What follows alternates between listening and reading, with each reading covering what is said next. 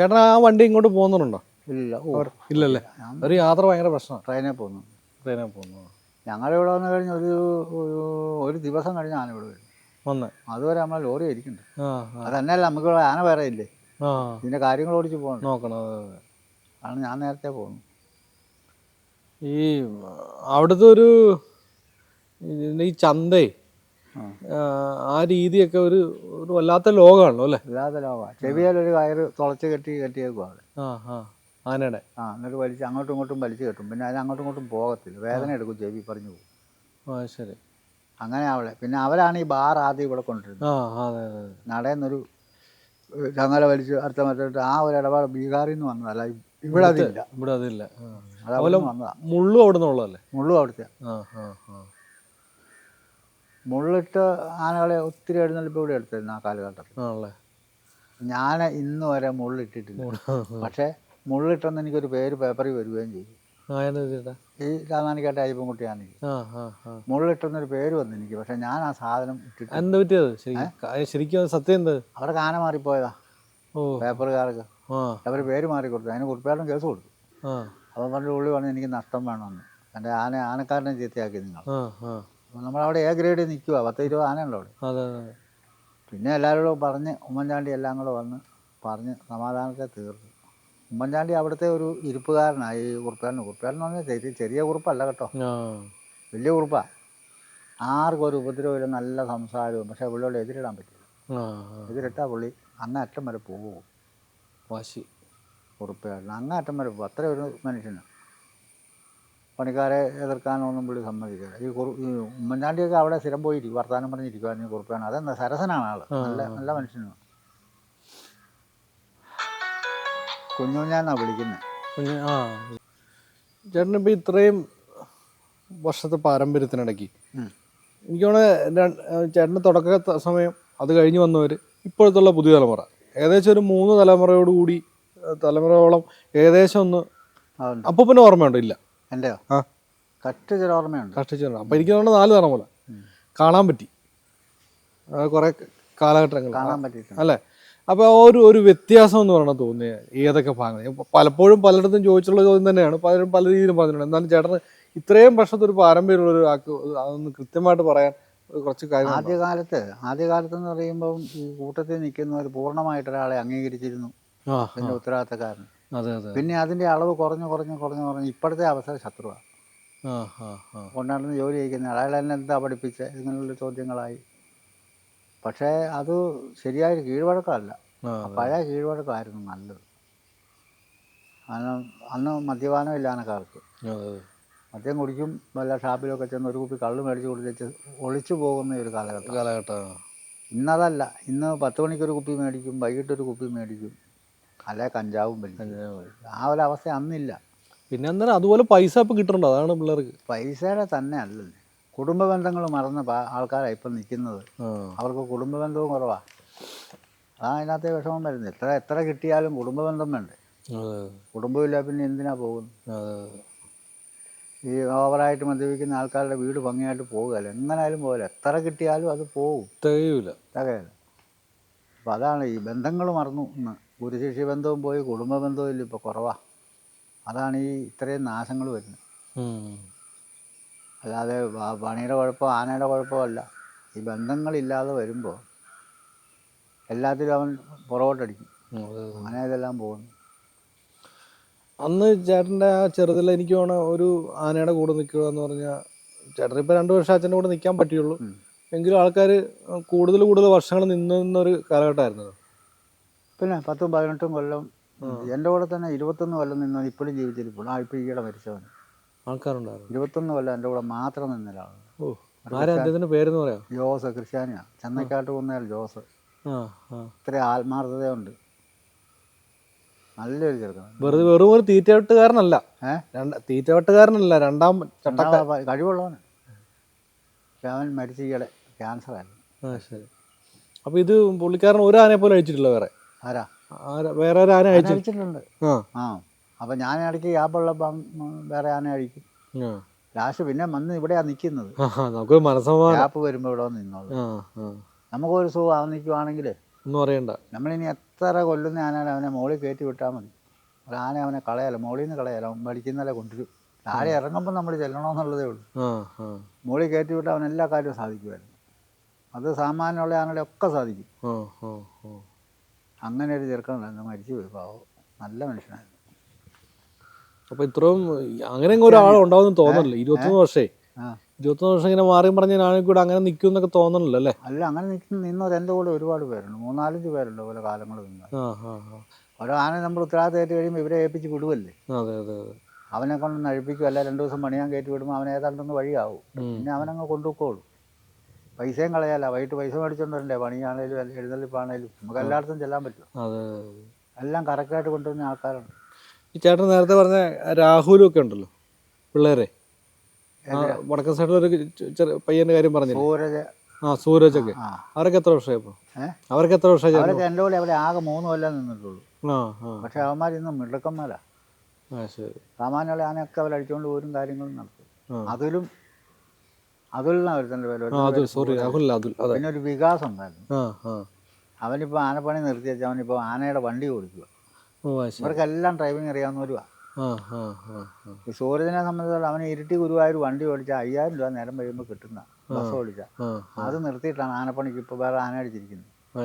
അതിന് ഞാൻ ഒരു വഴക്കൊക്കെ പറഞ്ഞു, എന്തിനു വെറുതെ ആനപ്പണിക്ക് പോകുന്നത്, അതൊക്കെ അധികം കാലം ഇല്ലതേ. നമ്മളെ ആയുസ് കാലം മുഴുവൻ ആനപ്പണി ചെയ്യാൻ പറ്റുകയില്ല. വണ്ടി ഓടിക്കുവാണെങ്കിൽ അവന് ആ കാശ് കിട്ടും. 240 കിലോമീറ്റർ അങ്ങോട്ട് ഓടണം, ഗുരുവായൂരിൽ നിന്ന് കൊട്ടിയൂർ ഇരിട്ടി പാലത്തിൻ്റെ അവിടെ വരെ. അത് ഇങ്ങോട്ടും തിരിച്ച് ഓടിച്ചു 2 ട്രിപ്പ് എടുക്കാമെങ്കിൽ ഇവന് അതിൻ്റെ കൂടുതൽ കാശ് കൊടുക്കും. അത്രയും ഒരു പണിയാണ്. ആ പണി കളഞ്ഞാൽ അവന് 1500 രൂപയുടെ ആന അടിക്കാൻ പോയിട്ട് വല്ല കാര്യമുണ്ട്. അത് കളഞ്ഞിട്ട് പോരുവാന്ന് പറഞ്ഞു. ഒരു ഭ്രമം അല്ല, സ്നേഹം കൊണ്ട് പോകുന്ന, ആഗ്രഹം കൊണ്ട് പോകുന്ന, ആഗ്രഹം കൊണ്ട് കുടുംബത്തോട്ട് വല്ലതും എത്തുമോ? തീർച്ചയായിട്ടും അങ്ങനെയൊന്നും പോകാൻ പാടില്ല, അത്രയും കാശുള്ളതാണ്. പിന്നെ ഇപ്പം ഈ പുതിയ പിള്ളേർ നിൽക്കണവർക്കുള്ള ആന ഉണ്ടോ ഇപ്പോൾ കേരളത്തിൽ? അതൊരു ഓടി ഞാൻ ഈ 300 ആനയ്ക്ക് ഇപ്പം 10000 ആനക്കാരുണ്ട്. അതാ ഞാൻ ചോദിച്ചത്. നമ്മളെല്ലാവരും ചെല്ലുമ്പോൾ കാണുന്നത് ഇവിടെയുള്ളൊരു മുഴുവൻ പണി നടത്തി. ഇവിടെയുള്ളവർ ഇനി ആകെ ഒരാളേ ഉള്ളൂ. അവൻ്റെ ഒരു ആനയുണ്ട്, മച്ചാട് ഗോപാലനാണ് കയറുന്നത്, ഒരു മനോജ് പൊക്കം പറഞ്ഞത്. അവനെ കണ്ടിട്ടുണ്ടോ? മച്ചാട് ഗോപാലൻ. മച്ചാട് ഗോപാലൻ അത് നമ്മുടെ അയൽവക്കംകാരനാണ്. അവൻ 9 വയസ്സായപ്പോൾ എൻ്റെ കൂടെ വന്നാൽ പള്ളിക്കൊടുത്ത് പുസ്തകം പാത്ത് വെച്ചു കൊടുക്കണം. എല്ലാ കാര്യവും ഒന്നും പറഞ്ഞു കൊടുക്കണ്ട, അതുപോലെ കൃത്യമായിട്ട് ചെയ്യും. ആളെ കണ്ടാൽ നമുക്ക് തോന്നിയാൽ ഇച്ചിരി ഉള്ള ആൾ കൊടുക്കണം, ആനപ്പണിക്കൊക്കെ കൊടുക്കണം. ശരി ശരി. ചേട്ടന് ഞാൻ പറഞ്ഞ ഇത്ര വർഷം നിൽക്കുമ്പോൾ നമുക്ക് ബീഹാറിൽ പോയി ആന കണ്ടു, അവിടുത്തെ വില മനസ്സിലായി നമുക്ക്. ആനയുടെ ചെറിയ അന്നത്തെ വില എന്ന് പറഞ്ഞാൽ 20000 രൂപയൊക്കെ. ഞാൻ പറഞ്ഞു ഇന്നത് 80കളിലാണ് അല്ലേ? അപ്പം ഞാൻ പറഞ്ഞ ചേട്ടനൊരു ആന വാങ്ങിക്കണമെന്ന് എപ്പോഴും തോന്നിയിട്ടുണ്ടോ? സ്വന്തമായിട്ടൊരു ആന? ഇല്ല ഇല്ല. ബാധ്യതയുടെ നടുവിലാ. 5 പെങ്ങന്മാരും ഒരു അനിയനും ഉണ്ടായിരുന്നു, ഞങ്ങൾ 7 പേരാ. എൻ്റെ 13 വയസ്സായപ്പോൾ അച്ഛൻ ഞങ്ങളെ ഉപേക്ഷിച്ചിട്ട് പോയത്. വേറെ മാർഗത്തിൽ കൂടെ കല്യാണം കഴിക്കുകയൊന്നും ചെയ്യില്ല. പുള്ളി എന്തോ പറഞ്ഞ അമ്മയായിട്ട് രസക്കുറവുണ്ടായി ഇറങ്ങിപ്പോയത്. പിന്നെ ആ കുടുംബത്തിൻ്റെ ബാധ്യത മുഴുവൻ ഞാൻ ഏറ്റെടുത്തയാളാണ്. ആനയെ കൊണ്ടുപോയി നിർത്തിയിട്ട് തടി വെട്ടാൻ പോയിട്ടുണ്ട്, പിന്നെ കപ്പ ഇടാൻ കൃഷിക്ക് പോയിട്ടുണ്ട്, എല്ലാം ചെയ്തിട്ടുണ്ട്. ഇടയ്ക്ക് വേറെ പണി നമ്മൾ ചെയ്യും. രാത്രി വിറക് കീറും, ഇതൊക്കെ ചെയ്തിട്ടുണ്ട്. ശരി. കാരണം ഇതെല്ലാം ബാധ്യത തീരണ്ടേ? തീർച്ചയായിട്ടും. ആകെ 60 സെൻറ്റ് സ്ഥലമുണ്ട്, എവിടെ ചെന്ന് നിൽക്കും? ഇപ്പം അല്ല ആർക്കും ഒരു കുഴപ്പമില്ല. ഇപ്പോൾ അതിലൊരു പെങ്ങടമാനാണ് മുമ്പേ വന്ന്, അവർക്കൊന്നും ഒരു കുഴപ്പമില്ല. അങ്ങനെയുള്ളടത്ത് നമുക്ക് പറഞ്ഞു വിടാൻ പറ്റിയില്ലേ, അത് മതി. അപ്പം ഞാനെന്നാലും ഒരു മൂലയിൽ ഒതുങ്ങിപ്പോയി. ഈ 60 സെൻറ്റ് അനിയനും കൊടുത്തേക്ക്. ഞാനവിടെ ഒരു 3 സെൻറ്റ് സ്ഥലം മേടിച്ച് അവിടെ ഒരു വീടും വെച്ച് അവിടെ താമസം, ചെറിയ വീടാണ്. അത് മതി, നമുക്ക് മനസ്സ് പോവാ, അത് മതി. പിന്നെ നമ്മൾ ശരീരമൊന്നും ദോഷമൊന്നും വരാതെ ഇത്ര നാളും ജീവിക്കാൻ പറ്റി ആനപ്പണി. അത് ശരീരത്തിന് ചെറിയ തട്ടുമുട്ടോ അതുണ്ടാവില്ല, പറ്റുന്ന കാര്യമല്ല. നമ്മളൊരു വലിയ മൃഗത്തെ കൊണ്ടുനടക്കണമല്ലേ അല്ലേ? എന്നാലും നമുക്ക് ഗുരുതരമായിട്ട് നമ്മുടെ കാര്യം നോക്കാൻ മേലാത്ത രീതിയിലേക്ക് വന്നില്ല. ഒരു പരിവക്കേടും വന്നിട്ടില്ല. അതൊരു വലിയ കേടൊന്നുമില്ല പറ്റിയില്ല. അതെ അതെ അതെ അതെ. പുതിയ ആനകളിലേക്കുള്ള വിളികൾ എങ്ങനെയായിരുന്നു വരുന്നുണ്ട്? അങ്ങനെ വന്നോണ്ട് എനിക്കറിയാം, എന്നാലും ഞാൻ ചോദിച്ചതേ ഉള്ളൂ. ഇപ്പോൾ വരുന്നുണ്ട്, അവിടെ വന്ന് ഇരുന്നാൽ മതി എന്നൊക്കെ പറഞ്ഞു വിളിക്കണം. പക്ഷേ ആ ഇരിപ്പ് എനിക്ക് ഇഷ്ടമില്ല. നമുക്കൊന്നും ചെയ്യാൻ വയ്യാതെ വന്നാൽ, അല്ലെ നമ്മളൊരു പണി ചെയ്യാൻ നമുക്ക് നിവൃത്തിയില്ല, അല്ലെങ്കിൽ അത്രയും ഭാരം നമുക്ക് പറ്റിയില്ല എന്ന് തോന്നിയാൽ പിന്നെ നമ്മൾ പോകരുത്. അതിന് പോയാൽ നമ്മൾ ഇത്രയും കാലം കൊണ്ട് നടന്ന് ആ പേരങ്ങൾക്ക് പോകും. എന്തിനാ വെറുതെ? നമ്മള് വേറെ ആള് ഡ്രൈവിങ് ചെയ്യുക, നമ്മൾ നോക്കിയിരിക്കുക എന്നുള്ള അത് രീതി പിൻസീറ്റ് ഡ്രൈവിങ് അതെനിക്ക് അത് വേണ്ട. അത് പറ്റിയല്ല, അത് കാരണം ഞാൻ വേണ്ടാന്ന് വെച്ചതാ. ഈ വാഴപ്പള്ളി മഹാദേവനുണ്ടല്ലോ, ആ അത് കുറച്ച് ബഹളമെല്ലാം നല്ല ബഹള. മുതലായിരുന്നല്ലോ ചേട്ടൻ. അതിനെ കെട്ടിയടിക്കാൻ നല്ല പണിയാ. ആ അയ്യോ എന്താ ബഹളാന്നറിയോ. അത് ഈ പറഞ്ഞ ഒറ്റച്ചങ്കലായിരുന്നോ ഒറ്റാമര? ഇല്ല, അത് ബാറുണ്ടായിരുന്നു. ആ ആനയൊക്കെ ആയപ്പോഴത്തേനും ബാറായിരുന്നു. അല്ലേ? അത് ബാറായാലും ലൂസാക്കി, ബാറ് കുറച്ച് ലൂസാക്കിയിട്ടേ ഞാൻ അഴിക്കാൻ കയറുള്ളൂ. അങ്ങനെ ഓടിക്കല്ലോ, ഓടിച്ചോട്ടെ. കുറച്ച് വന്ന് ഓടിച്ചു കഴിയുമ്പോൾ ഇതിൻ്റെ സ്വഭാവം നമുക്കറിയാമല്ലോ. അങ്ങനെ ബാറ് കുറച്ച് ലൂസാക്കി വെച്ചേ വിടുകയുള്ളൂ. അത് പൊട്ടിക്കുക ചരിത്രമുണ്ടോ? പൊട്ടിക്കൽ പാടാ. ഇച്ചിരി നല്ല ഞങ്ങളായിരിക്കും അല്ലേ? അല്ല, ഈ ആന ആൾ മാറുമ്പോൾ നല്ല ഞങ്ങളെ കിട്ടുള്ളൂ. അതെ അതെ. അത് ഞങ്ങളെ പഠിച്ചൊന്നും പോവുകയല്ല. വൈരാഗക്കാര് അല്ലേ? വൈരാഗക്കാരായാലും ഓണർ പറയും നല്ല കെട്ടാൻ പറയുള്ളൂ. പക്ഷെ ഞാൻ ഒരു എണ്ണത്തിനെ കണ്ടിട്ടുണ്ട്. ഈ വൈരാഗ്യം എന്ന് പറഞ്ഞാൽ ഈ തൊഴിൽ സംബന്ധമായിട്ട് കുറേ അറിവുള്ളവൻ ഒരിക്കലും മോശമായ രീതിയിൽ കെട്ടുകയല്ല, നല്ല ഞങ്ങളെ കെട്ടിച്ചേ പോകും. അവനാ ആനക്കാരൻ. അല്ലാതെ ഈ പൊട്ടച്ചങ്ങളെ കെട്ടിയേച്ച് അത് പറിച്ചേച്ച് പൊക്കോട്ടെ എന്ന് കാണുന്നതിന് വേറൊരു പണി കിട്ടാത്തതുകൊണ്ടാണ് ഇത് തന്നെ അവന് വേണം. അതുകൊണ്ടാണ് ആ പണിയോട് എനിക്ക് താല്പര്യമൊന്നുമില്ല. നമ്മൾ ഒഴിവാകുവാണെങ്കിൽ ഭംഗിയായിട്ട് തന്നെ കെട്ടിക്കൊടുത്ത്, അത് കണ്ടമാൻ അത് ഉപദ്രവം മേടിക്കാത്ത രീതിയിൽ കെട്ടിക്കൊടുത്തു. അതിനാണ് അത്രയും കാലം അതിനെ കൊണ്ട് നടന്നതിൻ്റെ ചോറ് മേടിച്ചു തിന്നത്. അപ്പോൾ അതിനോടൊരു കൂറ് വേണ്ടേ? ഭംഗിയായിട്ട് കെട്ടിക്കൊടുത്തിട്ട് വേണം പോകാൻ, പരമാവധി വലിയ കൊള്ളാത്ത രീതിയിൽ അങ്ങനെ ചെയ്യാവൂ. അതേ വിജയിക്കുള്ളൂ. അല്ല ഇവൻ ഈ അങ്ങനെ ചെയ്യുന്നവൻ്റെ അധോഗതിയായിരിക്കും. വന്നവൻ്റെ നെഞ്ചു കയറണമെന്ന് വിചാരിച്ച് കെട്ടിയാൽ ശരിയാകത്തില്ലല്ലോ. വേറെ അതല്ല, അതിൻ്റെ ജീവനും കൂടെ പിന്നെ അതാ അവൻ അത്രയും കാലം കൊണ്ടു നടന്നപ്പോൾ അതിനോടൊരു കാരുണ്യം ഒരു താല്പര്യം ഉണ്ടെങ്കിൽ അവൻ അതിനെ അങ്ങനെ കെട്ടിയേച്ച് പോകരുത്. ഞാൻ ആനെ കെട്ടിക്കൊടുക്കുകയാണെങ്കിൽ 4 കാലയിലും കയറിട്ടു ചങ്ങനെ കിട്ടോ കെട്ടിക്കൊടുത്തു. കാരണം അത് അത്രയും കുറച്ച് ഉപദ്രവം മേടിച്ചാൽ പോലെ. ഞാനങ്ങനെ ചെയ്തിട്ടുള്ളൂ. ഇനി അങ്ങനെ ചെയ്യാൻ പറ്റുകയല്ലെന്നാണ് തോന്നുന്നത്.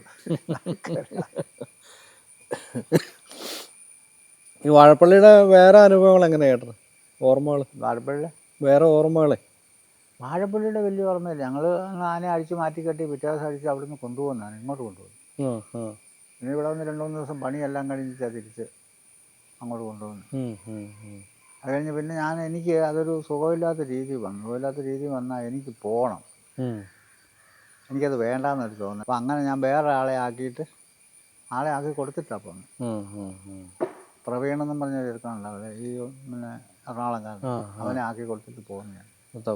നമുക്ക് അവിടെ നിൽക്കാൻ മേലാത്ത കണ്ടീഷൻ വന്ന കാരണം പോകുന്നത്. ഇവിടെ വേറെ ജോലിയുണ്ട്, അങ്ങനെ കൊടുത്തിട്ട് പോകുന്ന. ചേട്ടൻ്റെ ആനപ്പണിയിൽ നമുക്ക് മറക്കാൻ പറ്റാത്ത ഒരുപാട് കാര്യങ്ങൾ ഉണ്ടാവും. എല്ലാം ഉണ്ടാവും, ഓർത്തിരിക്കാൻ പറ്റാത്തതും പറ്റാത്തതും നമ്മൾ പറഞ്ഞു വരുമ്പോൾ ഓർക്കുന്നൊക്കെ ഉണ്ടാവും. ഈ കിടങ്ങൂരാന പിന്നെ ഇടത്തൊട്ടിയൊന്നുമല്ല, ഇടത്തൊട്ടി അല്ല, അല്ലാതെ മറ്റേ ഒറിജിനലിൽ മറ്റേ കിടങ്ങൂരാന ഒരു ചങ്ങല പറിച്ചൊരു കഥ പണ്ട് ഞാൻ ഒരു തവണ ചേട്ടനോട് സംസാരിച്ചിട്ടുണ്ട് എപ്പോഴും. അതെങ്ങനെയായിരുന്നു ആ ഒരു അതൊന്ന് പറയാൻ പറ്റുമോ? ഞാൻ പറഞ്ഞതാ ചങ്ങല പറിച്ച് ഞങ്ങൾ ഇതുപോലെ ഈ അന്ന് കുളനട അയ്യപ്പൻ എന്ന് പറഞ്ഞാണ് പ്ലാത്തോട്ടത്തിൽ ജോർജ് കുട്ടി എന്ന് പറഞ്ഞ ആളുണ്ട്. അതിനെ കിടങ്ങൂർ ആറ്റിനിക്കര കെട്ടി നീര് മറുപടി കെട്ടിയേക്കുക. സുരേന്ന ആനക്കാരൻ്റെ പേര്, കിടങ്ങൂരുകാരൻ. അപ്പോൾ ഞാൻ അക്കരെ ഇതിനെ അവരുടെ മനക്കര പറമ്പിൽ നീര് കെട്ടിയിട്ട് അപ്പോൾ ചങ്ങല മാറി, ഇതിൻ്റെ ചങ്ങലയൊക്കെ ഒന്ന് മാറിക്കെട്ടണം. ഒരു കാലം അടുത്ത കാലയിലോട്ട് മാറി കെട്ടിയിട്ട് അപ്പം പൊട്ടാതിരിക്കാൻ വേണ്ടി. അപ്പോൾ എന്നിട്ട് വൈകിട്ട് അഷ്ടമിക്ക് പോകാനായിട്ട് ഞങ്ങൾ തയ്യാറെടുക്കും. അപ്പോഴാണ് ആദ്യം ഈ മറ്റേ ആനക്കരോട്ടാണ് പോയത്, കുളനട ആനക്കരേക്ക്. അവിടെ ചെന്ന് ഈ ആന എല്ലാവരും ഓടിച്ച്, അതിൻ്റെ ആനക്കാരനെ ഓടിച്ച് കഴിഞ്ഞപ്പോൾ അപ്പോൾ 2 കൊട്ട് കൊടുക്കാണ്ട് നിൽക്കാതെ വന്നപ്പോൾ ഞാൻ 2 കൊട്ട് കൊടുത്തു. അങ്ങനെ അവനും കൂടി ചങ്ങലയൊക്കെ മാറി കെട്ടി ഞങ്ങൾ തിരിച്ച് പോവുക. തിരിച്ച് തന്നെ അവിടെ ചെന്ന് കഴിഞ്ഞപ്പോൾ എന്നെ ഒരിക്കലും നീ ഓടിക്കാതെ ഞാൻ എന്നെ ആദ്യം ഓടിച്ചു. ഓടിച്ചു. അത് ഒരു വലിയ ചങ്ങലയായിരുന്നു ആന കെട്ടിന്, അതങ്ങ് പറിച്ചു. അത് ഓടിക്കാനുള്ള കാരണം ചേട്ടൻ മറ്റേ ആനയുടെ മണം വന്നു, പക്ഷെ അതിന് ഈ മതപ്പാടിൻ്റെ മണം വന്ന് കാണും. ഓടിച്ചിട്ട് ചങ്ങല പറിച്ചു. പിന്നെ അങ്ങോട്ട് അടുക്കാനൊക്കെ അല്ല. അമരത്തേല് അല്ല ഒരെണ്ണം ഉണ്ടോ? ഒരു ചങ്ങല കിടപ്പുണ്ടല്ലേ? ഒരു ചങ്ങല പൊട്ടാതെ നടയിൽ കിടപ്പുണ്ട്. അതിന് നീളം കൂടുതലാ. ഈ കെട്ടിട്ട് അവിടെയല്ലേ പാഞ്ഞു പറിക്കുവാനല്ലേ? നല്ല ഒരു തെങ്ങും കളഞ്ഞു, 3-4 കമുകും എല്ലാം പറിച്ചു, അത്രേ ഉള്ളൂ. അത് കഴിഞ്ഞ് പിന്നെ വെടി വെച്ചാൽ കിട്ടി. അങ്ങനെ ഒരു വെടി മേടിച്ചിട്ടുണ്ടാണ്. അതേ ഉള്ള എൻ്റെ അനുഭവത്തിലുണ്ടായ ഒരു വിഷമം, എനിക്ക് കയറാൻ പറ്റാത്തത്. അല്ലാത്തത് എവിടെയെങ്കിലും കൊണ്ടിട്ട് ഞാൻ പിടിച്ചു കെട്ടും. ഇതുവരെ വരാനേ വിട്ടിട്ടില്ല. മതപ്പാടൊക്കെ പറഞ്ഞിട്ട് കാര്യമില്ല, നമ്മളെ അറിയാമല്ലോ. ആനയ്ക്ക് പ്രാന്തല്ലേ. അതെ അതെ അതെ. അങ്ങനെ ഒരാനയെ മാത്രം വെടിവെച്ചിട്ടുണ്ട്, അല്ലാതെ ഒരാനയും വെടിവെച്ചതായിട്ട് എനിക്കറിയത്തില്ല. നല്ല എൻ്റെ അല്ല അത് ഓർമ്മയ്ക്ക് നമ്മൾ കൊണ്ടിടുന്നപ്പോൾ പറ്റിയൊരു അബദ്ധത്തിൽ സംഭവിച്ചല്ലോ. അല്ലല്ല കെട്ടിയിട്ടത് ഞങ്ങൾ ചങ്ങല പൊട്ടിച്ച. പക്ഷെ അത്രയും വരെ ചങ്ങല പൊട്ടിക്കണമെങ്കിൽ അത് എന്ത് പൊട്ടിച്ചിട്ടുണ്ടല്ലേ. നല്ല ആരോഗ്യമാണ്, നല്ല ആനയാണ്. പോരാതെ തന്നെ എല്ലാവർക്കും തന്നെ പാപ്പാന്മാർക്ക് ഒരു പേടി സ്വപ്നമായി. അങ്ങനെ ഒരാന ചാനലിൽ നിന്ന് ഒരു ചങ്ങല പറിച്ചിട്ടുണ്ട്. അതാണ് ചേട്ടന് മറക്കാൻ പറ്റാത്ത അനുഭവം അതാണോ?